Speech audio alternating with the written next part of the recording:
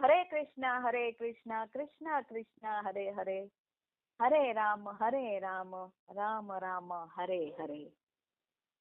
हरे कृष्णा, आप सबका स्वागत है। हम भगवत गीता का पहला अध्याय और श्लोक नंबर 40, जो भगवान ने गीत के रूप में श्लोक सुनाया है, अनुवाद और तात्पर्य के रूप में, मतलब अनुवाद और तात्पर्य प्रभुपाद ने हमें समझाया है। ओम नमो भगवते वासुदेवाय, ओम नमो भगवते वासुदेवाय, ओम नमो भगवते वासुदेवाय। नमो विष्णुपादाय कृष्णप्रेष्ठाय भूतले श्रीमते भक्ति वेदांत स्वामिनिति नामिने। नमस्ते सारस्वती देवे गौरवाणी प्रचारिणे, निर्विशेष शून्यवादी पाश्चात्य देशतारिणे।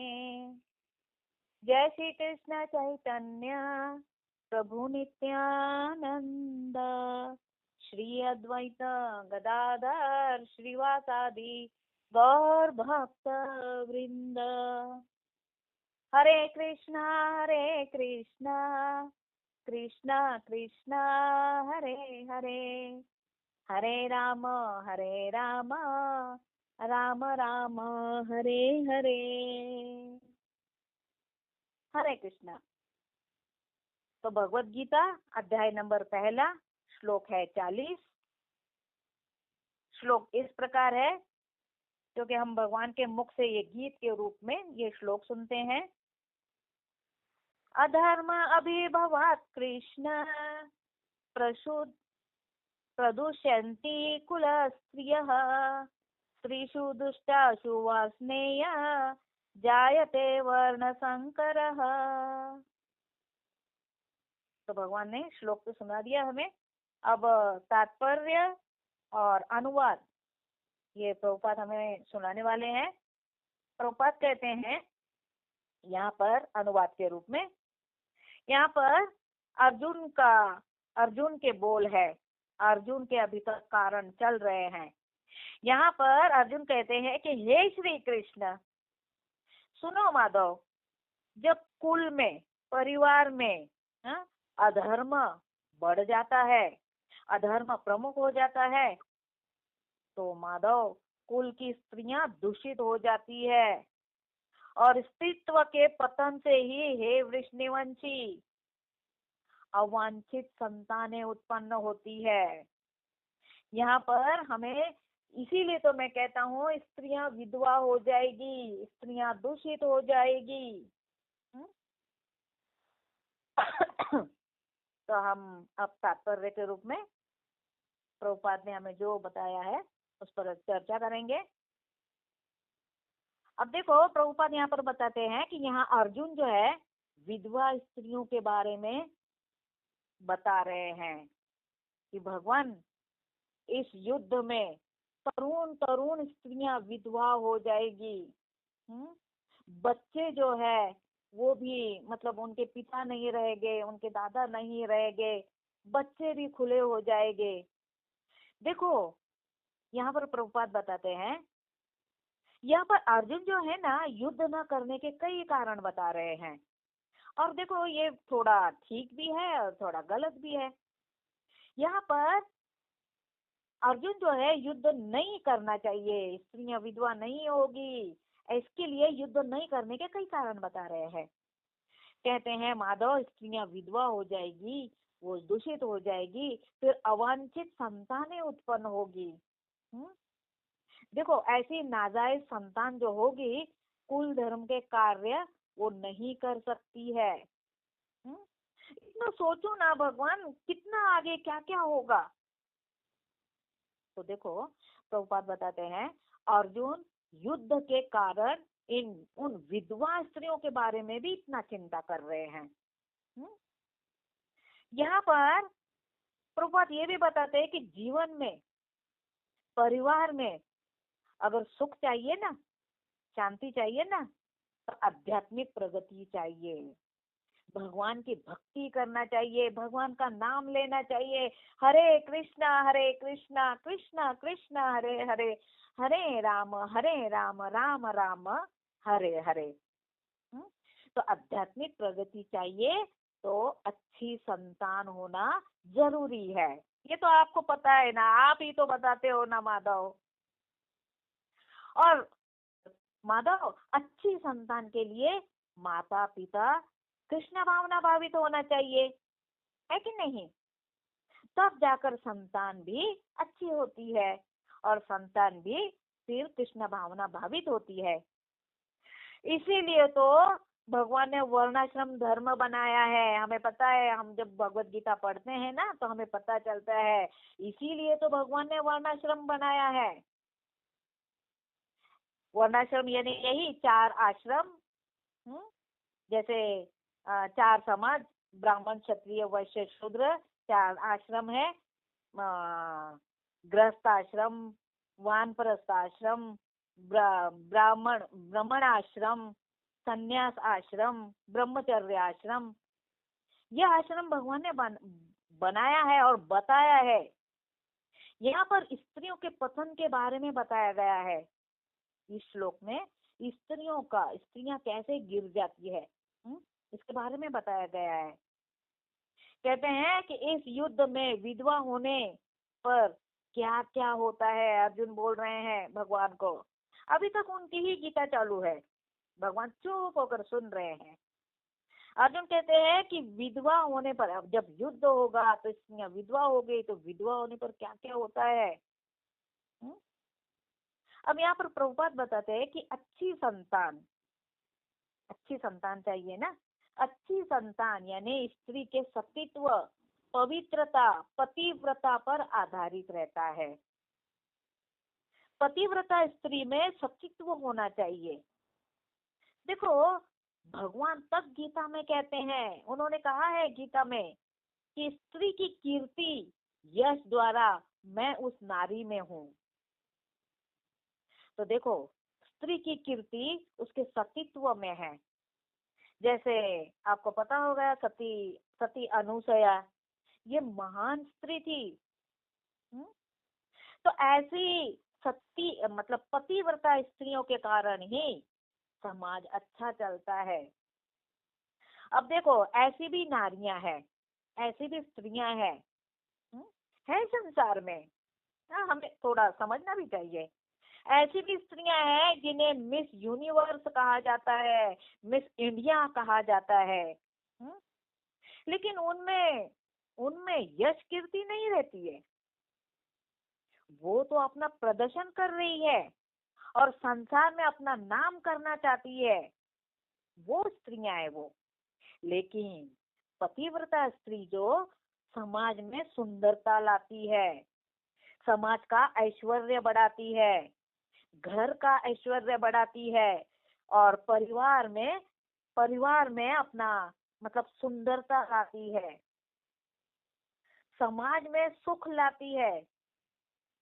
कौन? ऐसी पतिव्रता स्त्रियां। उनकी मधुर वाणी परिवार में मधुरता लाती है। देखो, स्त्रियों में ज्यादा करके वाणी जो है ना वो मधुर होनी चाहिए। और यहाँ पर भगवान भी तो कहते हैं ना कि स्त्री की वाणी में मैं मधुरता हूँ। तो ये बात सच है। यहाँ पर प्रभुपाद बताते हैं कि स्त्रियों में मितवाक ये गुण होना चाहिए। अब मितवाक यानी क्या? मितवाक यानी कम बोलने वाली स्त्री। हमेशा स्त्रियों को कम बोलना चाहिए।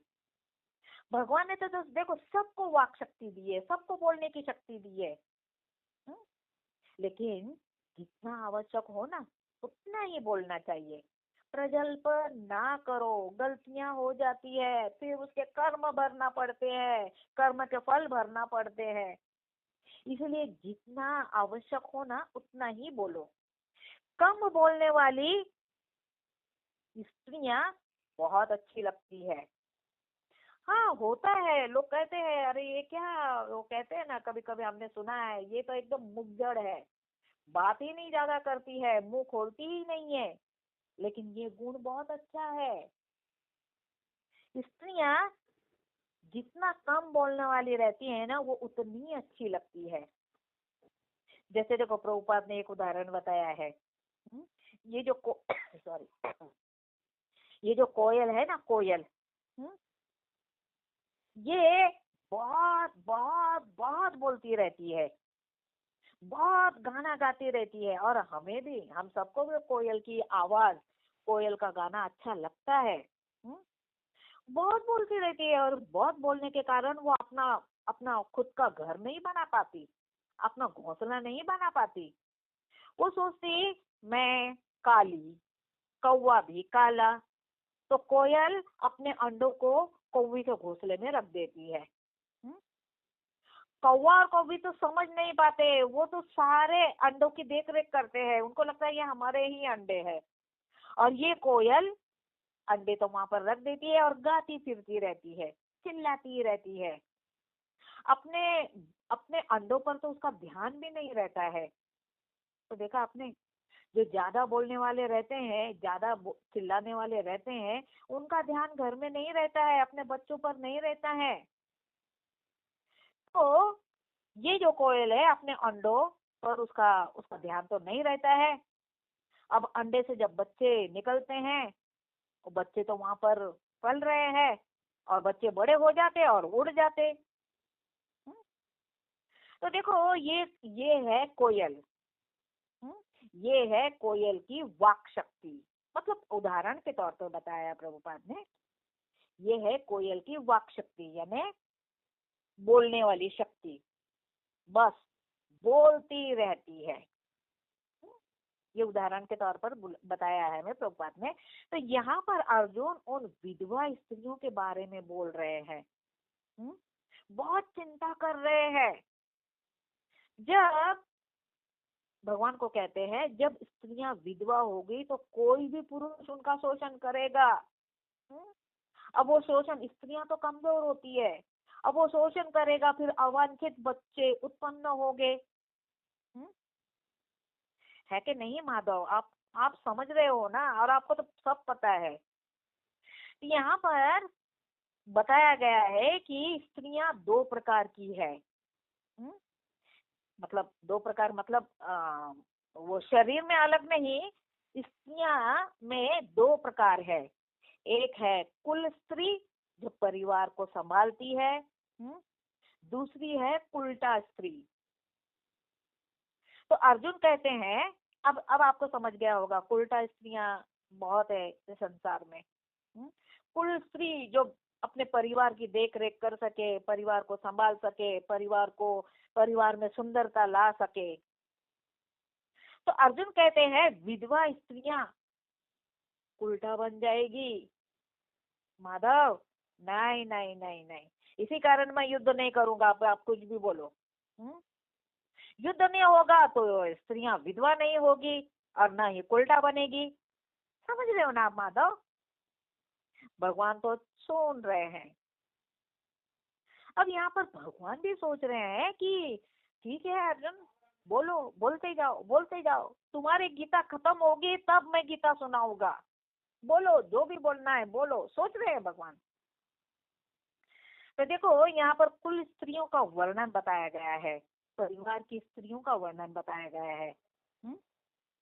जैसे भागवत में वो कथा आती है ना, करदम मुनि, इनकी पत्नी देवहूति। ये देवहूति स्वयंभू मनु, ये राजा की राजकुमारी देवहूति थी। सोचो, राजा के घर में रहने वाली, महल में रहने वाली राजा के पुत्री राजकुमारी, ये देवहूति। ये इतनी सुंदर थी, इतनी सुंदर थी कि जब वो अपने घर के छत पर गेंद खेलती थी, होता है ना ऐसा, बच्चे अपना छत है, घर पर छत है तो वहां पर खेलते हैं। तो ये देवहूति जो छोटी थी, तो वो ऊपर छत पर गेंद खेलती थी, तो ऊपर विमान में देवता जो थे वो देखते रह जाते थे। इनकी सुंदरता देखते रह जाते थे। अब ऐसा देखते देखते उनके विमान में वो उड़ते थे, विमान वो अब इतने मग्न हो जाते थे देवहूति को देखते हुए कि वो विमान जो है वो नीचे ही गिर जाता था। तो देखो यहाँ पर देवहूति इतनी सुंदर थी, और उनमें गुण भी क्या था? सुंदर वाणी, थोड़ा भी बोलना है तो वाणी एकदम दूर। और इनका विवाह किससे हुआ? उन्होंने एक देखा। हाँ, जिसके पास, जो लड़के के पास कुछ नहीं है लेकिन भक्ति है ना, भक्ति का धन है उनके पास, तो इनका विवाह एक कुटिया में रहने वाले करदम मुनि के साथ हुआ। कौन थी ये? राजकुमारी। और पति कौन हुए?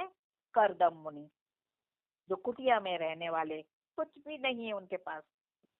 करदम मुनि तो हमेशा समाधि में रहते थे। हम्म? अब विवाह भी हो गया, ये देखो बहुत बड़ी कथा है। विवाह भी हो गया। हम्म? तो देवहूति जो इतनी सुंदर जो थी, वो अपने पति की सेवा करती थी। अब करदम मुनि हमेशा समाधि में रहते थे, वो भूल ही गए कि उनका विवाह हो गया है, बस भगवान के ध्यान में रहते थे। देवहूति जो राजकुमारी थी, वो इतनी सुंदर, मन सुंदर, वाणी सुंदर, ज्यादा तो वो बोलती ही नहीं थी, क्योंकि भगवान करदम मुनि जो पति थे वो तो समाधि में रहते थे। बस उनकी सेवा किए जाती थी। ऐसी पतिव्रता देवहूति, उनका सतीत्व बता रहा था कि अपने पति की सेवा किस प्रकार की जाए। यहाँ पर समझ गए होंगे। फिर द्रौपदी, ये द्रौपदी भी एक पतिव्रता स्त्री थी। ये 5 पांडवों की पतिव्रता पत्नी थी। इतिहास के पन्नों में पतिव्रता नारियों में इनका भी नाम आता है, द्रौपदी का। द्रौपदी यज्ञ से उत्पन्न हुई थी, अति सुंदर थी। द्रौपदी के जीवन में बहुत संकट आए देखो, परंतु उन्होंने अपना पति धर्म निभाया। तो यहाँ अर्जुन यही कह रहे हैं कि युद्ध के कारण स्त्रियों का क्या होगा माधव?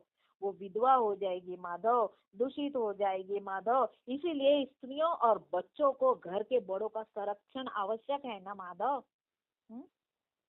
अर्जुन देखो यहाँ स्त्रियों को हीरे का दर्जा दे रहे हैं। अर्जुन है वो, यहाँ पर उनके बोलने पर पता चलता है कि स्त्रियों को हीरे का दर्जा दे रहे हैं, कि ऐसे हीरे को सुरक्षित रखना चाहिए माधव। यहाँ पर प्रभुपाद कहते हैं कि हरि नाम सनातन धर्म स्थापित करेगा। स्त्रियां, पुरुष, बच्चे, बूढ़े भक्ति में अगर संलग्न रहेंगे तो दूषित समय नहीं आएगा। देखो चाणक्य पंडित बताते हैं कि सामान्यतया स्त्रियां अधिक बुद्धिमान नहीं रहती है। ये देखो शास्त्रों में बताया है, स्त्रियां जो है अधिक बुद्धिमान नहीं रहती है और विश्वसनीय भी नहीं रहती है। उन पर विश्वास नहीं करना चाहिए। उन्हें कुल परंपरा में व्यस्त रखना चाहिए, और कमजोर भी रहती है ना। देखो ये सारी बातें द्वापर युग में हो रही थी, युद्ध के समय। और अभी अभी क्या है? अभी कलयुग है, और वो भी कलयुग दूषित युग है। अभी आप तो देख रही होंगे, अभी तो स्त्रियों के पहनावे, उनका चरित्र, उनकी वाक शक्ति बोलने की बिल्कुल ठीक नहीं है। स्त्री है या पुरुष, ये भी पहचान नहीं पाते हैं। तो संभल कर रहना चाहिए। अब देखो यहाँ अर्जुन जो है भगवान को वार्ष्णेय कह रहे हैं, क्योंकि कृष्ण वृष्णि वंश में प्रकट हुए थे। वृष्णि वंश, इसलिए वार्ष्णेय कह रहे हैं अर्जुन। और इस वंश में 4 प्रमुख राजा हुए थे, महाराज यदु, महाराज मधु, महाराज शूर और वृष्णि, महाराज वृष्णि। इनसे भगवान के भी अलग अलग नाम हुए थे। यदु से यादव नाम हुआ, मधु से माधव नाम हुआ भगवान का, शूर से शौरी नाम हुआ भगवान का, और वृष्णि से आज जो अर्जुन ने बताया ना वार्ष्णेय, तो वृष्णि से वार्ष्णेय इनका नाम हुआ। जो भगवान से ये भी कह रहे हैं कि आप वार्ष्णेय वंश से हो, जिनसे मुक्ति मिलती है। अरे मैं भरतवंशी हूँ माधव, मैं भरतवंशी हूँ, आप वार्ष्णेय वंश से हो। तो माधव, आप मुझे वर्ण संकर बच्चे उत्पन्न कराने के लिए क्यों लगा रहे हो, क्यों युद्ध करने के लिए बोल रहे हो? हाँ, अब अर्जुन जो है अगले श्लोक में और क्या क्या कारण है तो बताएंगे। तो अगला श्लोक हम फिर सुनेंगे। हरे कृष्णा।